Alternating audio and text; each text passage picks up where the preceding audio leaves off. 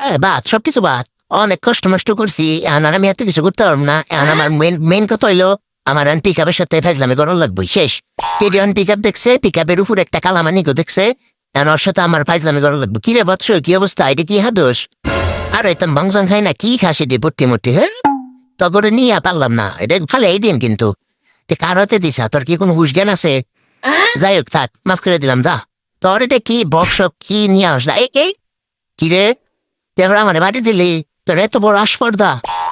পরে তো আমি বেডা, এখন তোরে তো আমি ছিলাম আমাদের চিনোস তুই? সাহস থাকলে নিচে নাম, আবার বাড়ি এল্লা। হায় হায় রে, এগুলোর কত বড় সাহস রে! ওর তো বিক্ষ বড় হয়ে গেছে গো ভিতরে। হায় হায় হায় হায়, ও আঠেডি রে বাড়ি দেয়, ওর কত বড় এই বেটা, এই আবার বাড়ি দে। তোরে কিন্তু এখন বেরো, তুই নাম। এই আবার তুই নাম। তুই উপরে বেরোছিস কে? তোর এত সাহস, তাহলে তুই নিচে নাম।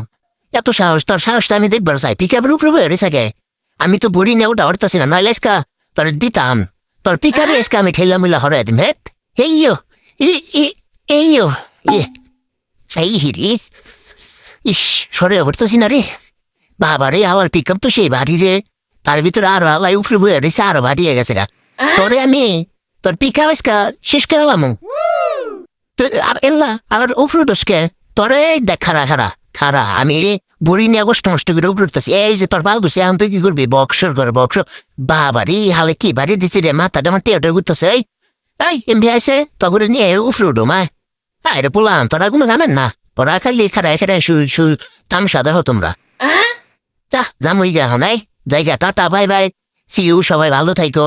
তুমি জ্বালাই ডিডিয়ার থাকতে পারলো না, তার ভিতরে টেডির মাইনা মাথা নষ্ট করছে, যাই আমি।